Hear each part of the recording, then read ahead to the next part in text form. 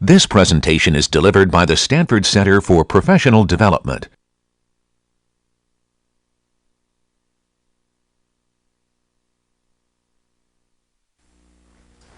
All right, so today we're going to the Alps.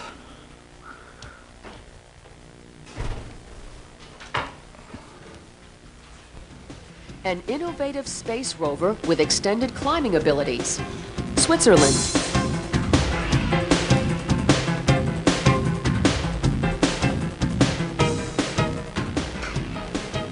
Autonomous mobile robots have become a key technology for unmanned planetary missions.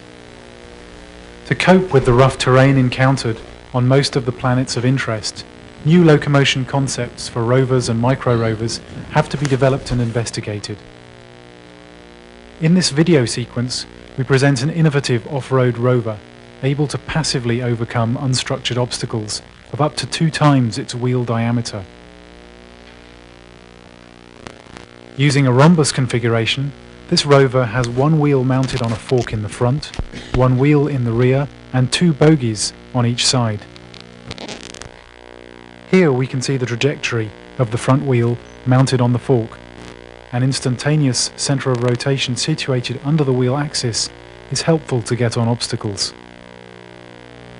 To ensure good adaptability of the bogie, it's necessary to set the pivot as low as possible whilst simultaneously maintaining maximum ground clearance.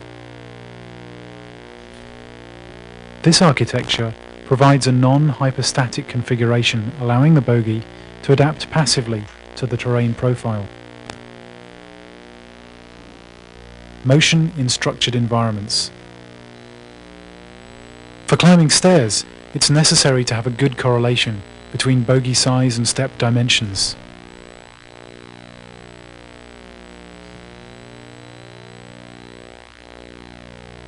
We can see that the rover is able to climb regular stairs effortlessly.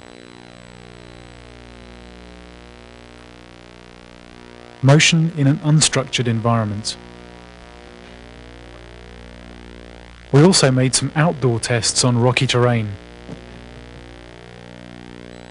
As can be seen, the rover demonstrates excellent stability on rough terrain. It advances despite a lateral or frontal inclination of 40 degrees and is able to overcome obstacles like rocks, even with a single bogie. In a next step, the robot will be equipped with adequate sensors for fully autonomous operation. So it's quite interesting because when we think about wheeled robots, we think about mobile platforms working in indoor environments, and it's really difficult to imagine these machines going around and being able to like go over obstacles.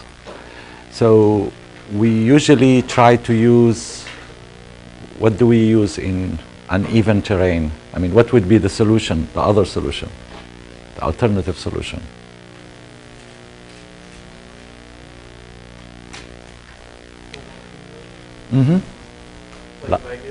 Lagged. So we always think lagged locomotion would be the solution, and in fact lagged locomotion is very, adapted to those problems because now you can move each leg and go over obstacles. But in here we can see a way that you in fact putting that compliance inside the structure and moving the structure as you are adapting to the environment. So this is really a quite nice solution. But there was also design that combines legged locomotion together with wheeled locomotion. So you have a hybrid solution where you are using the wheels and pushing with the legs.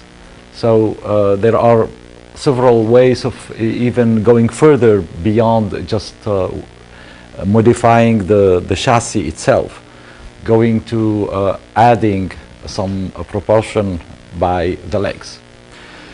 So, in fact, this project was pursued further, and I'm not sure if we will have more videos on this one.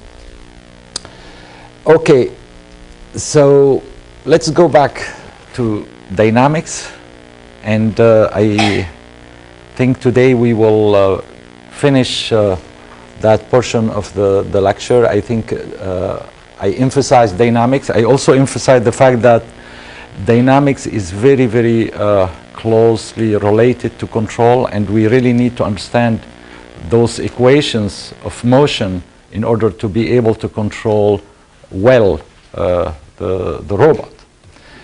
So let's go back a little bit to what we saw on Monday about the Lagrange equations. We saw that we can describe the dynamic behavior of the robot, that is its motion. It's as a function of the torques applied to the robot through this Lagrangian equation that involves the kinetic energy and the potential energy. So K is the kinetic energy and U is the potential energy. And we saw that because our potential energy is only function of the configuration, we can separate this equation and find the structure related to the inertial forces and the forces applied to the robot, that is the gravity and the torques, which means that we can write the equation, put the inertial forces on one side, and then analyze the dynamics, that is the inertial forces dynamics, and then see the effect of those forces applied to the system. That is the external torques through the motors. At each joint we have a motor, and the motor is applying a torque at the joint or a force at a prismatic joint, and also the effect of the gravity that are coming. So if we analyze this equation, we saw that we can write it in this form, in the form of a mass matrix multiplied by the acceleration at all the joints, plus some additional forces that are function of the velocity and function of the fact that the mass matrix is configuration dependent. And those forces could be obtained if we express our kinetic energy in its quadratic form expression, that is 1/2 q dot transpose m function of the configuration q dot. This is a scalar, and if we do the derivation of this scalar, we find in fact that we have this equation. That is, this part will brings those elements, the mass matrix, the acceleration, and this part which represent the centrifugal Coriolis forces. And we can see from this expression that when q dot is equal to 0, this will disappear, or if the mass matrix was constant, this will also disappear. So we saw the proof of this, I think that you remember. So in this form, the equation now can be written in terms of the mass matrix, the derivative of the mass matrix and the velocities, and the gravity forces equal to the applied torques. Because the mass matrix is this quadratic form, now we can, if we are able to extract the kinetic energy from our analysis of the different motions of the links, we should be able to find the mass matrix directly from the kinetic energy. Then we put it there, and because V is solely function of the mass matrix and the velocities, we should be able to obtain V, and that will give us the full equation simply by computing the kinetic energy. Okay?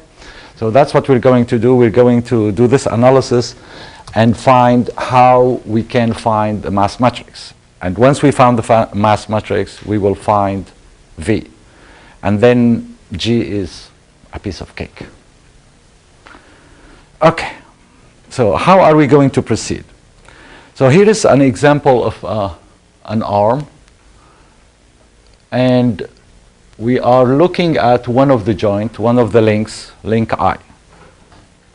So this is a rigid body, and this rigid body has a mass distribution, has some inertia, and has some mass.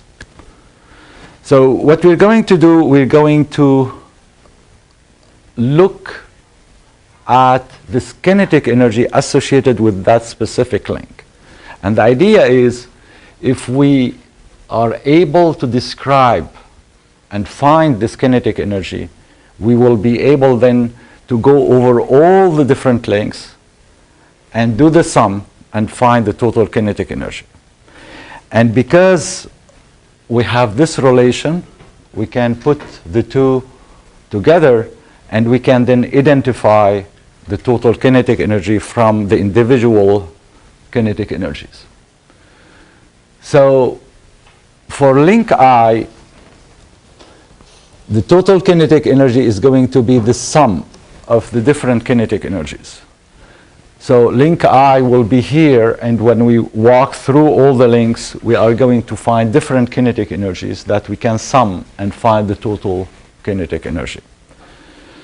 But then we will say the kinetic energy of the system should be expressed as a quadratic form on the generalized velocities.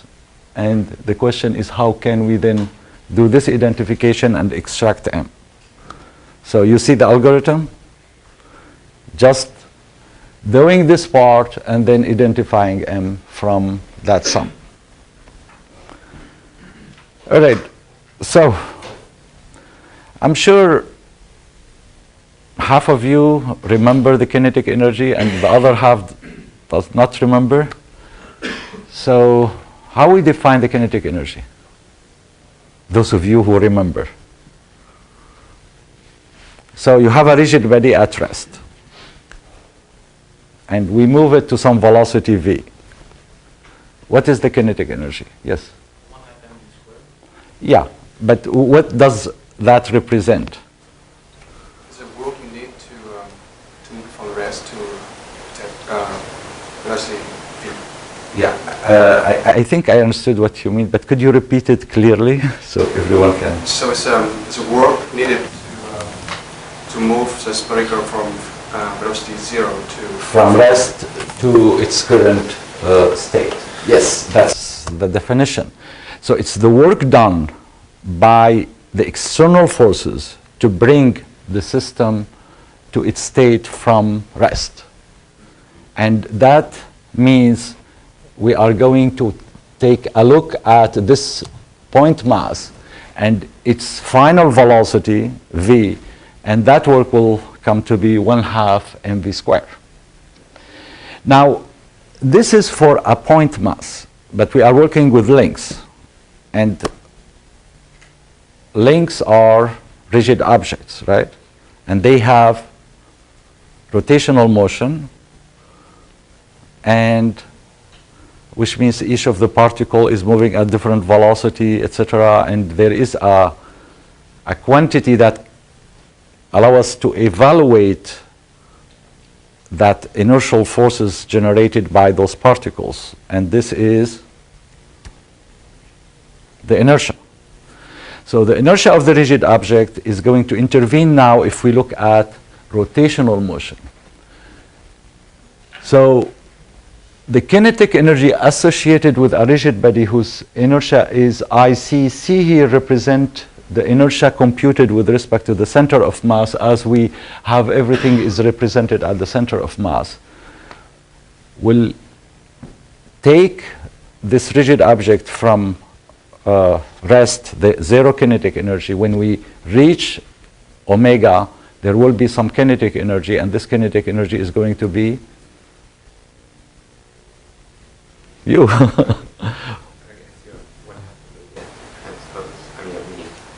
What half? Omega transpose in the initial. Inertia. Omega. So if this was just 1 degree of freedom, this would be basically a scalar I representing the inertia about that axis, omega square.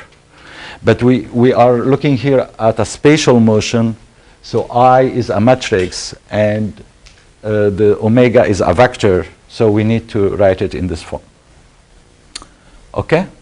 So if we take this rigid body and put to it together v and omega, that is, it is undergoing both angular motion or rotational motion plus linear motion, then the two will combine, and the total kinetic energy will be the sum of these two kinetic energies. Okay? We're clear about this. Is very important. Once you understood the kinetic energy, you have all the dynamics. The rest is just math, basically. So you understand this for one rigid body? Good. Then we're going to be ready. We just write this. All right. Now pay attention. From here, we're going to find the dynamic equations of a multi-body articulated system directly by summing these ki's. If you understand this, you will see immediately that M is going to emerge this mass matrix for all the structure. So the kinetic energy of one link is this sum, combining the kinetic energy associated with linear motion and the kinetic energy associated with angular motion. And let's do the sum. So the total kinetic energy is this sum, and I'm going to write it. Just to remind you, we have selected for this structure, we selected a set of generalized coordinates, Q. And that means we have a set of generalized velocities, Q dots. So these are the minimal number of parameters or configuration parameters needed to represent this configuration. Once Q is defined, the configuration is locked, right? So now we can say, because we know these generalized coordinates and generalized velocities, we can say the kinetic energy is also this expression of half Q dot transpose M Q dot, where M is this positive definite, symmetric positive definite matrix that appears in this quadratic form. So we have these two different ways. The first one is here. We are saying we can compute individually the kinetic energies without worrying about the joints, the connections, the constraints, right? We are just going and looking at every link, and we are evaluating its kinetic energy and saying the total kinetic energy is going to be the sum, without even thinking about what type of joints we have. Now we are saying if we write the expression as a function of the generalized velocities, we have this expression. And the two are equal. It's the same kinetic energy. Are you still following here? Good. And this is the key. Now we are going to identify this expression with the sum obtained by the individual links. And somehow we are going to work a little bit here to come up with this mass matrix. Okay, so now help me. What is needed in here in order to extract M and find its expression?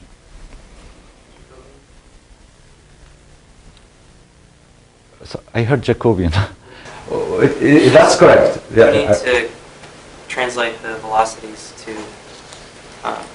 joint space. So in the left-hand side, we have half. And here we have half, right? In the left-hand side, we have Q dot transpose Q dot around the M. In here, we have V ci, the linear velocity at the center of mass of each of the links, and the angular velocity at each of those links.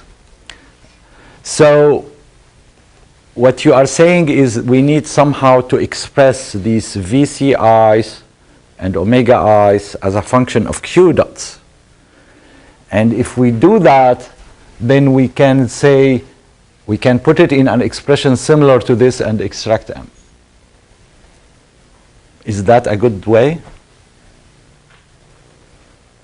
You all agree? Should we do it? Why not? You have it in your hands, but let's do it.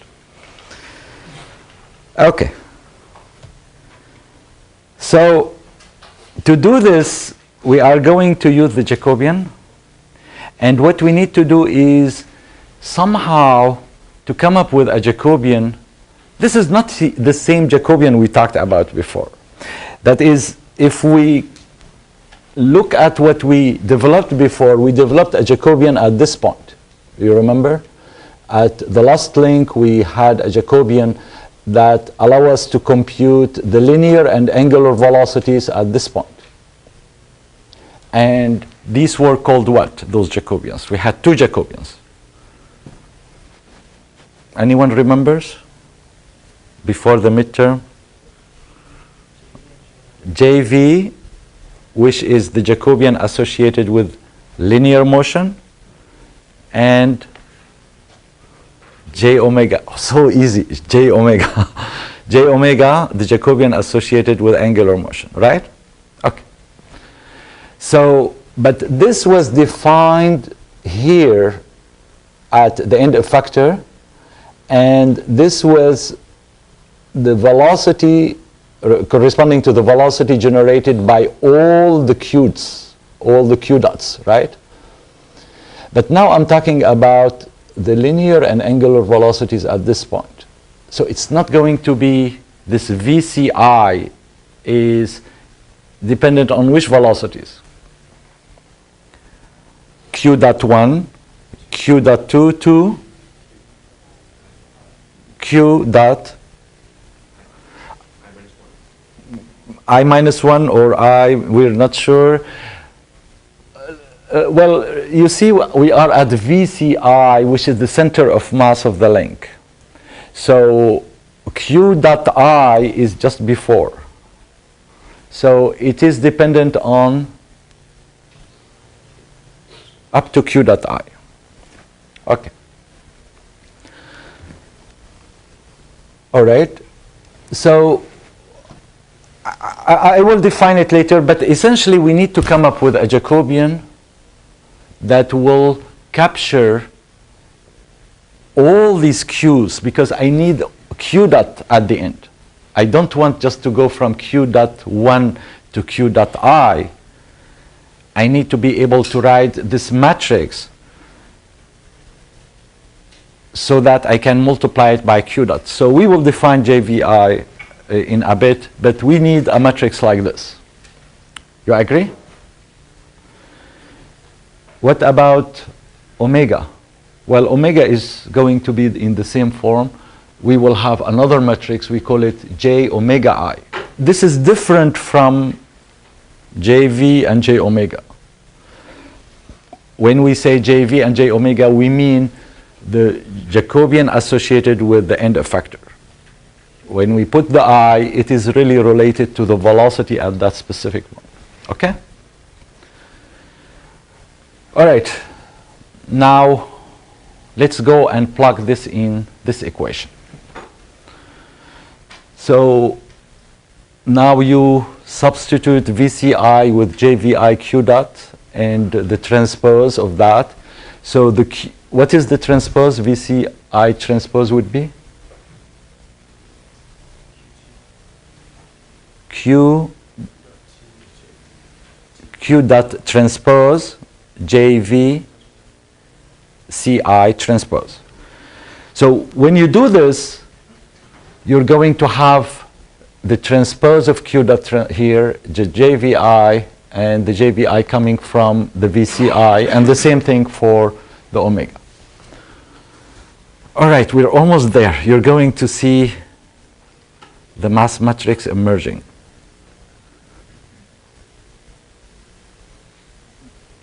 Someone can help with the next step? We're almost there. Actually, some of you already see what is M, but let's what do we need to do? So we notice this I, we have an I here, we have these I's, but these Q's are independent of the sum. So we can take them outside, right? And that's it. Do you see the Jacobian in the mass matrix? Do you see the mass matrix M?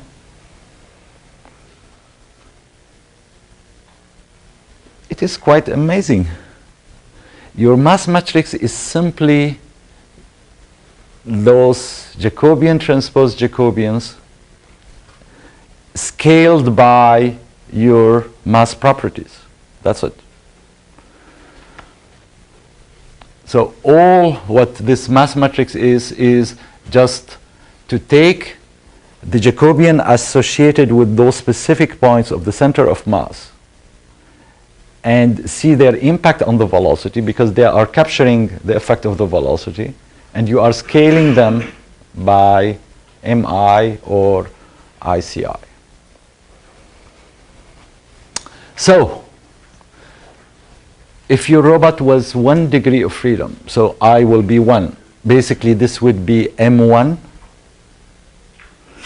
and JV1 transpose JV1, and that will be the inertia of that first link. Now, if you have multiple links, what you can see is, you can see that the Jacobian matrix of all of these links are going to contribute. So you can think about this as the sum of M1, M2, M3, Mn, and you can see the impact of each of the links on the total mass matrix.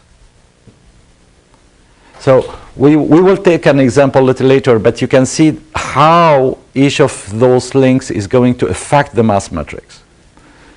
And as we propagate and move from one link to the next, we are capturing the inertial properties coming from the lower joints and moving down to the end. So that is your mass matrix, and now the rest is really computation, just getting this V vector from the partial derivatives of the mass matrix. That's it. By the way, I still haven't defined what is JVI. It is, I said this is the Jacobian associated with that center of mass, and I think we need to define it more carefully. So in order to be able to capture JVI at the center of mass, and express it as a function of all the Q's, what we're going to do is we're going to take this vector locating the center of mass and taking its partial derivatives up to the point Qi. So this is column I. And every column after that will be 0. So by definition, this matrix is the Jacobian matrix computed with this vector PCI and up to this point, and then we are adding those 0 columns. Okay? So what about J omega I? What would be J omega I without looking at your notes? J omega used to be what? Epsilon I bar Z1 epsilon 2 bar Z2. So we will do the same thing up to Zi, and we add zeros, columns. Okay? So now you know this definition of JVI, J omega I, and now you can compute this. Okay, you already have the DH parameters for the Stanford-Scheinman arm? Let's compute the mass matrix. You have 10 minutes. No? Well, it will take more than 10 minutes, I'm sure. So I will take an example of 2 degrees of freedom. In fact, before even going to the example, let's do something of just the analysis of this mass matrix we talked about. So I'm not sure if you really see what is in here, but when you think about this mass matrix, as I said, it is sort of like symmetric, positive, definite, and it has a lot of properties, and you can connect those properties to the structure of the robot. So first of all, let's see what M11 represents. M11. So I have a robot. I'm going to use my arm to illustrate it, if you can have. So this is the first joint. Rotation about this axis. And this is the second joint. Okay, so it's in the plane. So could you tell me what M11 represent?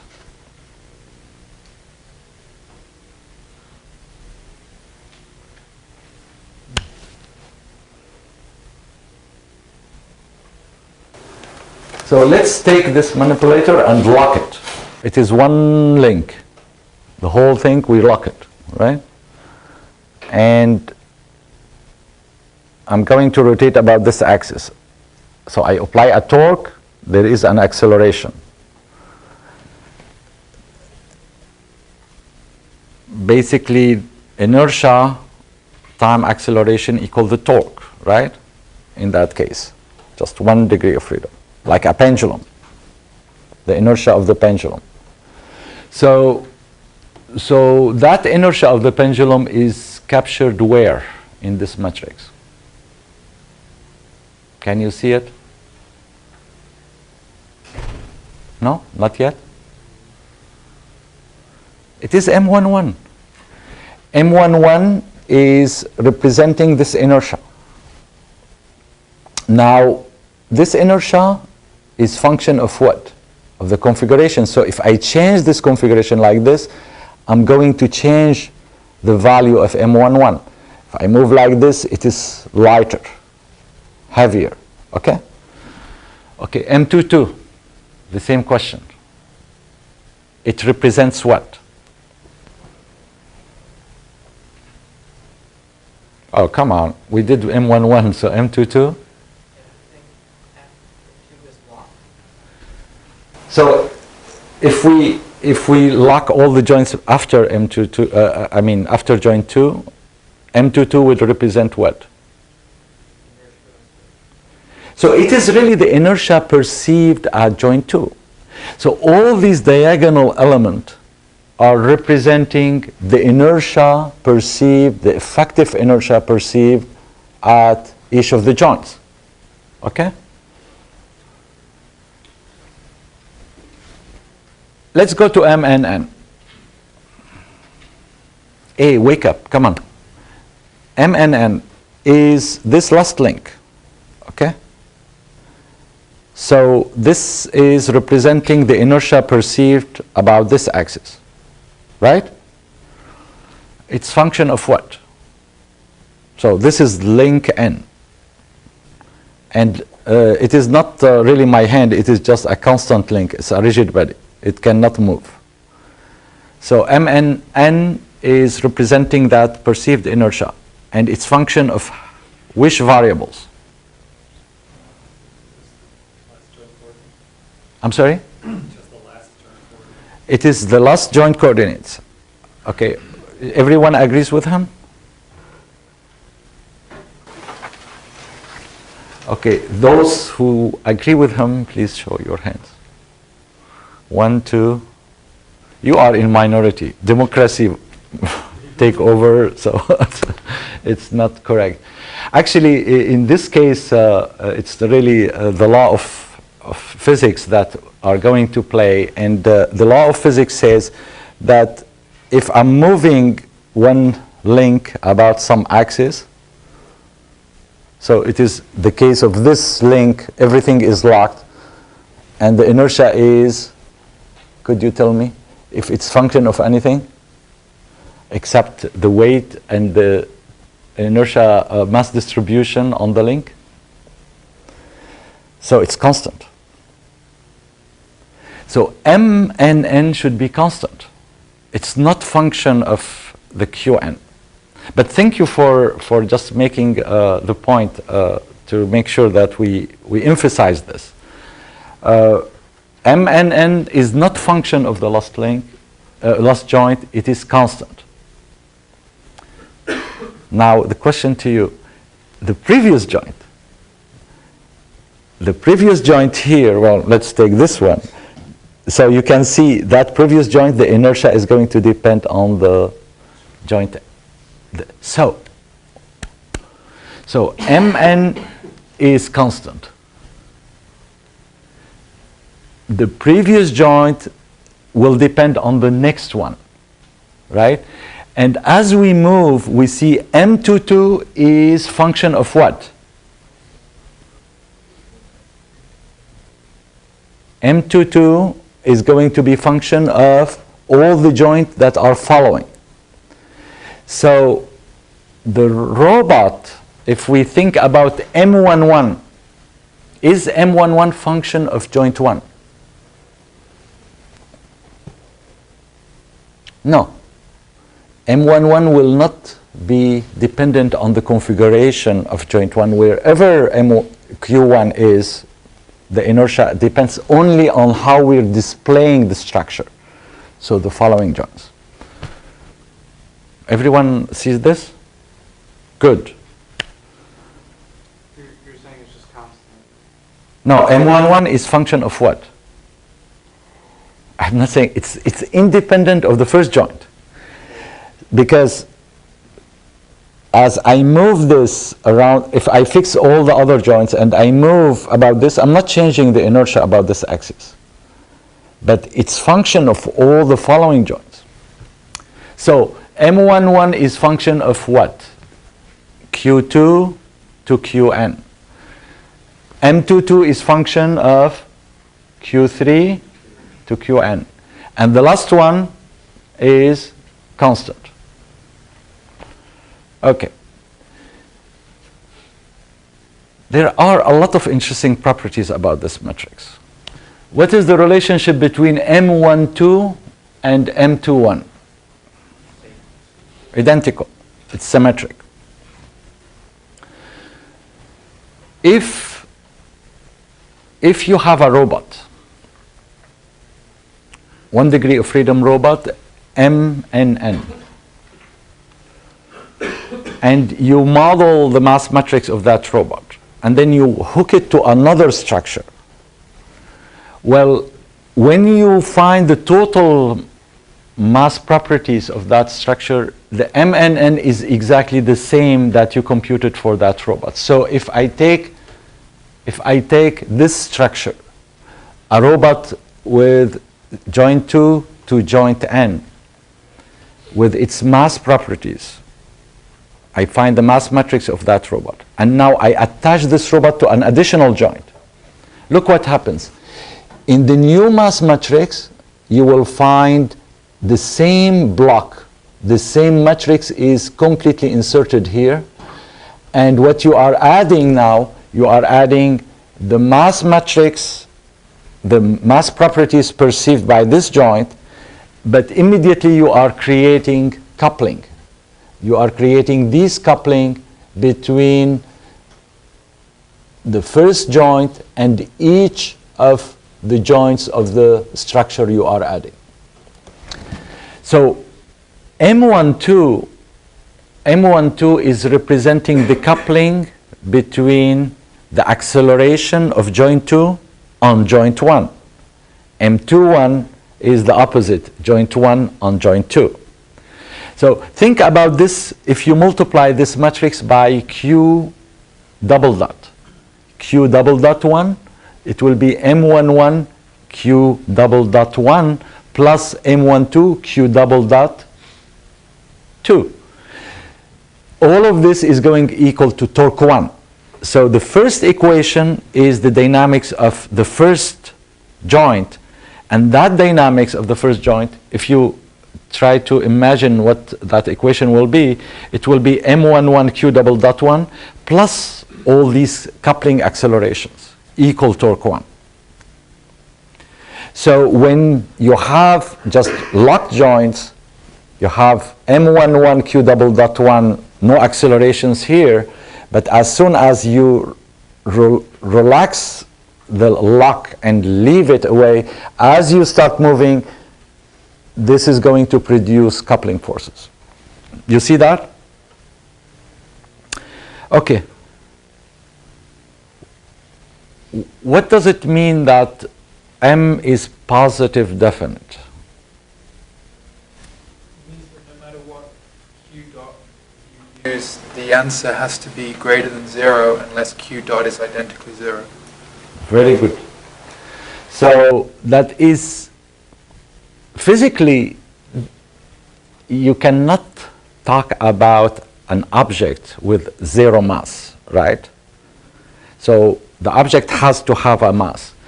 And a mass is always positive, right? If you have a particle with some mass, it is always positive.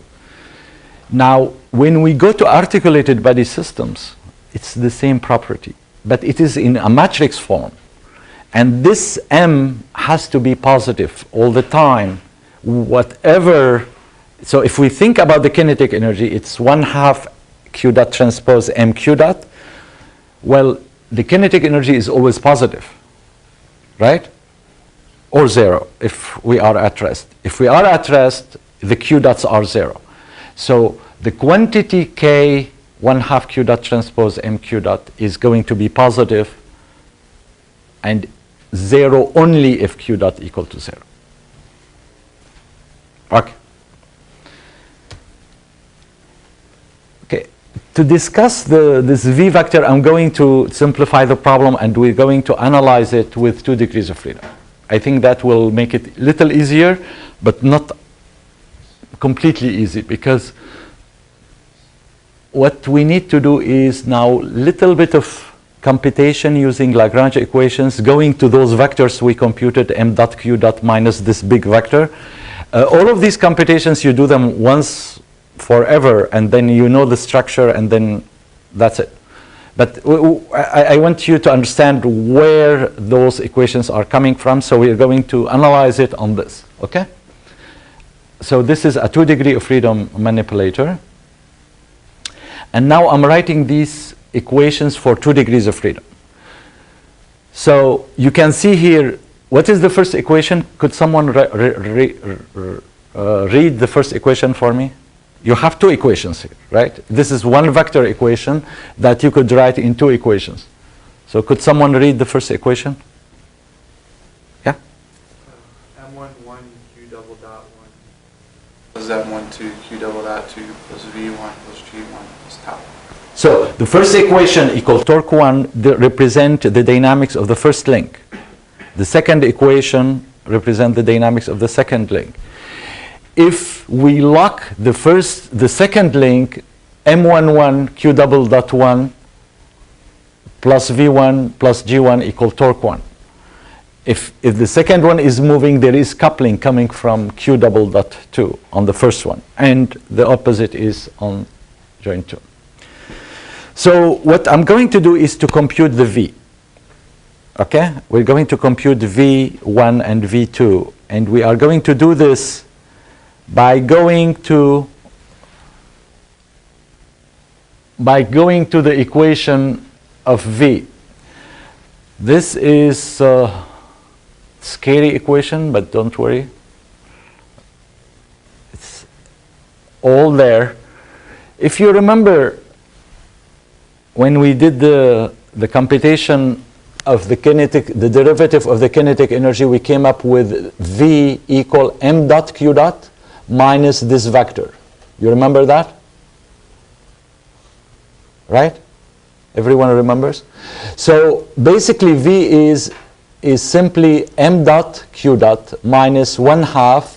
The first element is q dot transpose mq1 and mq2. What does it mean, mq1? Well, mq1 means that this is the matrix, the mass matrix. All the elements of that matrix are taken as derivative with respect to q1, and the second one with respect to q2. So I'm rewriting this equation here in more explicit way. I'm saying it is m dot. So what is m dot? It is the derivative of the element of the matrix, right? You agree with this?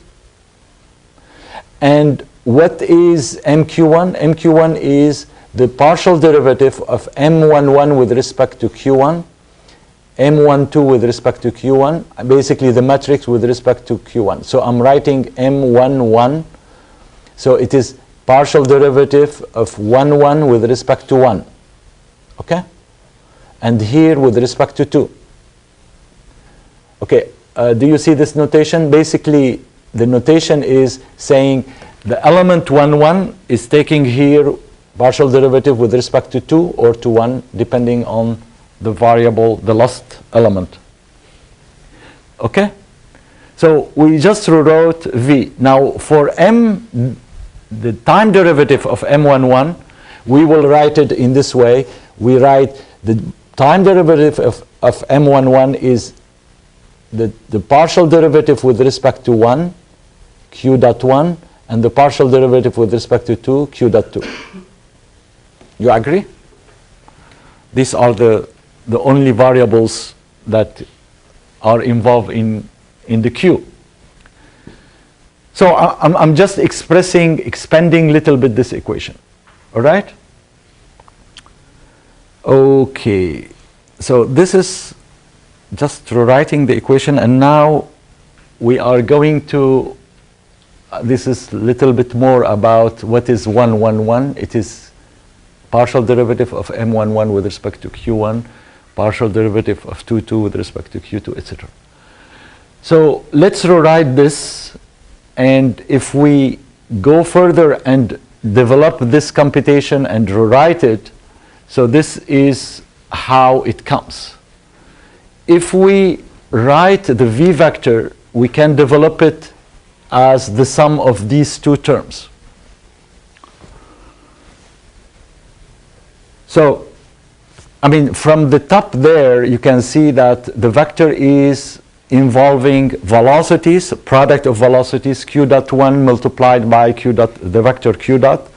So it will result into product of velocity, q dot 1 square, q dot 2 square, and q dot 1, q dot 2, right? And we are grouping all of these in this form. So this is the answer. I'm just doing it for saving time. You don't have to do it. So this is the answer. What is V is as a function of those partial derivatives and the velocities. Okay? Do you accept that? I mean, you can do it, but basically you can, in fact, you might be surprised why I'm writing plus m121 minus m121.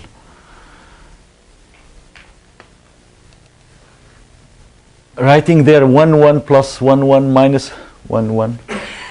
It is a really interesting form. But what it turned out is that under this form, there is some pattern that is taking place. And if we look at this expression has a pattern that is repeated all the way. And when we go to n degrees of freedom, we find this pattern over again. So it's sort of Mij with permutation, first element plus, minus, and there is a permutation involving those three elements. So this expression is going to help us finding those matrices that are going to scale the velocities, the product of velocities. That is, if we think about 2 degrees of freedom, we have square of the first velocity, square of the second velocity, and product of the two. But if you go to like 6 degrees of freedom, you have the square of all the velocities and many product of velocity, q dot 1, q dot 2, q dot 1, q dot 3 to q6, and you have all of these. So we can always put them in terms of matrix multiplied by the velocities, square of the velocities, and matrix multiplied by the product of velocities. And always involving those elements. Anyone knows what this represents?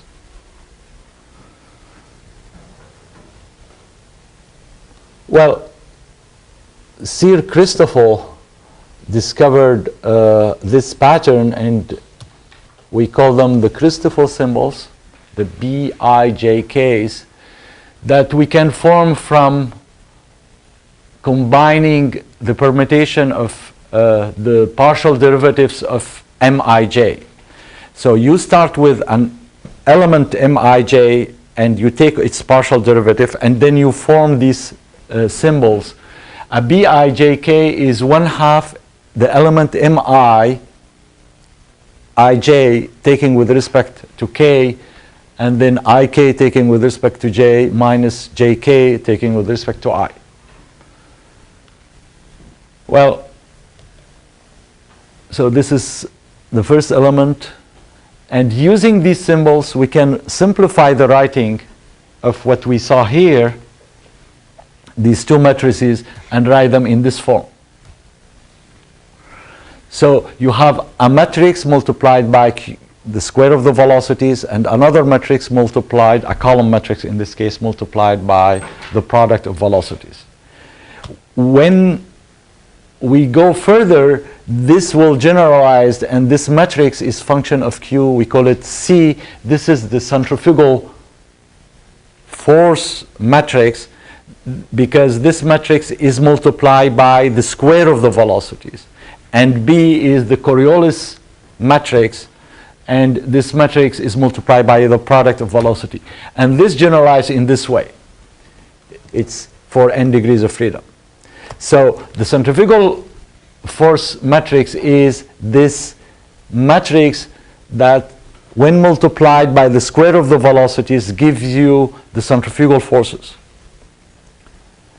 And the Coriolis force matrix, when multiplied by the product of velocities, gives you the vector b q dot q dot. We symbolically we put it this way. This will give you the Coriolis forces. So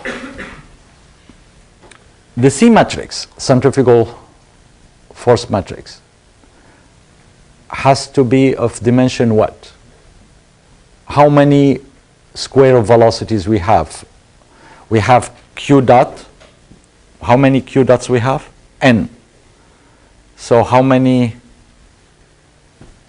squares? We have n square of velocity. So this matrix will be an n by n matrix. Okay?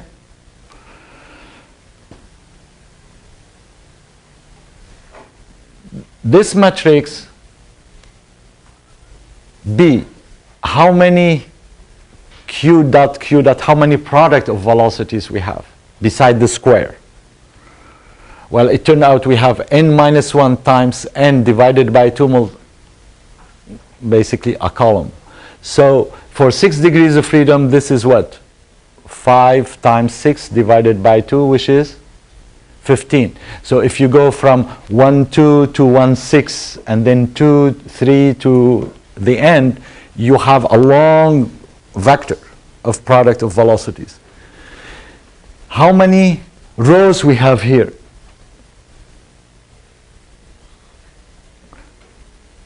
The dimension of V is always going to be 6 or n. So we will have always n rows. So you have more columns. How many columns? This is the 15 columns for 6 degrees of freedom. So this is a wide matrix multiplied by this long vector to produce your Coriolis forces.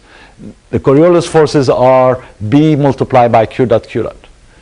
And C also has n rows, but it is square matrix.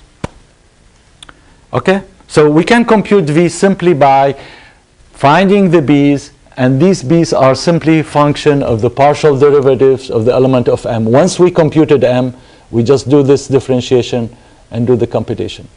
Very simple. Well, very simple if you're not doing it by hand, but if you're doing it by hand, for n degrees of freedom, it's complicated. But let's take an example in 2 minutes, and you see it's not that difficult for few degrees of freedom, and you get the sense of it. Okay, you get the idea here? I mean, the main idea is to remember M gives you V, and V is obtained by two matrices C and B, and these matrices are involving element that are the partial derivative of M. And that's why if M is constant, everything here is 0. So if the mass matrix was constant, there is no centrifugal Coriolis forces. Okay, one more thing left is the gravity. I mentioned the gravity, and we need to deal with the gravity. So how do we compute the gravity? So you have each of the links somewhere, and you have the center of mass, right? And as you move up and down, you have different potential energy, right? Higher, better. So the height is very important. And you can compute the height, so, and then compute the potential energy of your specific link. And then you add them together. So the potential energy for to compute HI, you have a vector. We already found this vector locating the center of mass. We have the height. We have the gravity pointing south. So we take the minus gravity vector. We multiply it by the PCI. With dot product, we compute H. And that gives you MI. Now, what is the gravity forces? Well, it is just the gradient of that. You just take the partial derivative with respect to Q, and you find it. And what is the partial derivatives gives you, usually? Gives you the columns of the Jacobian matrix. So essentially, your gravity is simply this minus multiplied by the JV i's times this vector, M1, M2 to Mn. Actually, a very simple way to think about it is, let's look at it this way. You have this manipulator, you have all these links, and you have the center of masses. If you are standing like this, it's almost like you are at each of the link, you have a force pulling you down, and you are trying to compute the torque corresponding to that force. So what is the force pulling down? This is the mass of that particular joint multiplied by the gravity, right? Everywhere. Like this, right? You have weights. So what is the torque corresponding to these? So let's start with the last one. The F, what is the torque? Torque equal J transpose F. So J transpose, in this case, Vn F, which is Mng, right? Just add them all together. And now you have your gravity. Okay? So now we know the gravity, we know how to compute V. Let's take an example.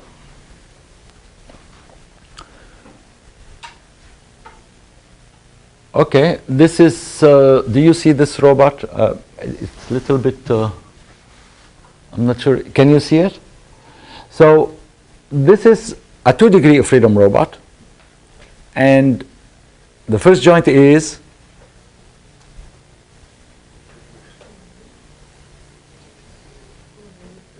revolute. What happened to your voice? Come on. The second joint is? Oh, yeah, that's better. All right, so we have a revolute prismatic joints. To simplify, to really, so what we are doing is we are selecting this point and representing the end effector at this point. So this D2 is measured from here to here, okay? I mean, we are not putting it in here, we are putting it at the center of mass. And we are looking at a first link that has a mass of M1, a second link of M2, and inertia tensor of IC1 at the center of mass and IC2. We are locating the vector PC1 by this distance from the origin, and the origin located here at the axis, so x1, y1, and you have z1. So could we find the dynamic equations of this robot? How to proceed? How are we going to do it? What is the mass matrix?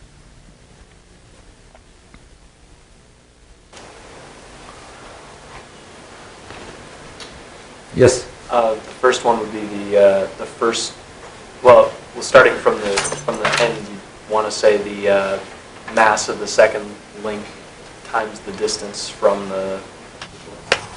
So, I mean, we found the mass matrix is the sum from I equal to 1 to n of mi j v I transpose j v I plus omega. So we can just take that expression and just write it, okay? Write it out. You can start from the end, but basically you need to compute this, okay? Do you agree with this? I mean, this is what we established. So let's just write the equation. So what do we need to do in this equation now? What is missing? We need to compute these JVI's and J omega i's, right? How do we compute JVI? We need PCI, the vector locating the center of mass. Do you see that vector? Well, it is there. You have to be careful how you write it. So the PC1 is, do you agree? L1 cosine 1 and L1 sine 1. You agree? If anyone doesn't agree, please make sure. Well, sometimes there are mistakes, so there is no minuses. No, everyone agrees. Okay. Okay. Now, once you have the p vector, you do the partial derivatives, and you compute your Jacobian. All right. The first Jacobian JV1, we compute up to 1. So the first column, and add a 0 column. The second one, we compute up to column 2, right, basically all of them. And now we want to find the expression M1 JV1 transpose JV1. So you get these two expressions. So the first element there is this 2 by 2 matrix. And the second element is that. So the mass matrix is equal to the sum of those 4 elements. The first element is this. We have 3 zeros and just this. So mass 1, the contribution of mass 1 to the total mass matrix appears here. What is this? If everything was 0, this is telling you that the center of mass 1 multiplied by its distance to the axis gives you some inertia And this is the contribution of the center of mass 1 to the mass matrix. Right? You understand that? And that makes sense. Mass 2 contribution is to joint 1, and its contribution is appearing by the distance square of that center of mass to the axis. Make sense? But mass 2 has another contribution on the second joint. Okay? So you see how this is added. You start with one element, mass 1, and you see its contribution. Mass 1 will never appear anymore. Mass 2 is going to appear here and here. And in different robots, it will appear also in here, in the coupling. But as it happened, because of the Jacobian, it's not going to appear anymore. The inertia. With the Z1 and Z2, we are going to have the Jacobians. Here are the two Jacobians. And when we do the multiplication, we see the contribution of the inertia of link 1 appears only on joint 1. The contribution of the inertia on joint 2 appears only on joint 2 because joint 2 is prismatic. So the total mass matrix is here. So the mass matrix, as it happened for this robot, is decoupled. There is no off-diagonal terms. You can see that M2 is appearing here. M2 is constant, as we said. M2 is representing the inertial properties viewed along axis 2. That is what? If you lock joint 1, you are moving a mass. You see? And that's all what you see. Right? Okay, let's lock joint 2 and look at joint 1. When you rotate about joint 1, you're going to see the inertia of joint 1, link 1 and link 2. You're going to see the distance of the center of mass by the scaled by the mass of 1 and 2. Right? Okay, this is, yes? So why is it that, like the term ml squared looks like an inertia? It is the inertia of the center of mass when you are looking at the linear motion, and then you have the angular motion bringing all the rest of the contribution of the inertial properties. You have both of them. And the mass m1, which represent the mass of the link at the center of mass, brings for a revolute joint, brings a contribution to the inertial forces by the square. It has to be, I mean, to be homogeneous in units, you basically need distance square. So you have m1 L2 plus all the rest of the contribution of the inertia of the link, because it is a rigid body. And we computed its inertias already. The next question is, what about how this is varying? As we move this M2, as we extend the location of M2, this is function of the distance. You see that? So it's varying. Okay. We don't have much time, but I think we can do the centrifugal Coriolis forces. So we need to compute BIJKs. All right, so I said it is simple, and I didn't say why. It is really simple because there are a lot of things that just disappear.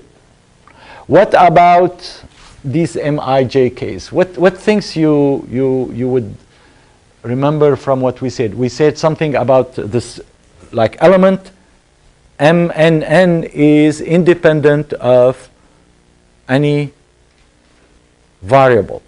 M22 is function of the configuration. So if you take the partial derivative of M22 with respect to joint 1, you're going to have 0. Joint 2, 0. It's function of 3, 4, and the rest. So many of those elements, like if I take ij with respect to a k larger than I, then it's going to be 0. And that leads to properties that all the bii's are 0, all the bij's are 0 for I greater than j, and in our robot the only variable is just m11, the only element that is changing. So with m11 we have only to consider its derivative with respect to 2. That means that we have only m112 that is non-zero. And m112 is simply, the element was m2d2 square, so it will be 2m2d2. And when we write the matrices, that appears like this. So it appears in the B matrix and it appears in the C matrix. So there are indeed centrifugal forces that will appear, and the matrix V appears like this. Could you tell me where the centrifugal forces are appearing?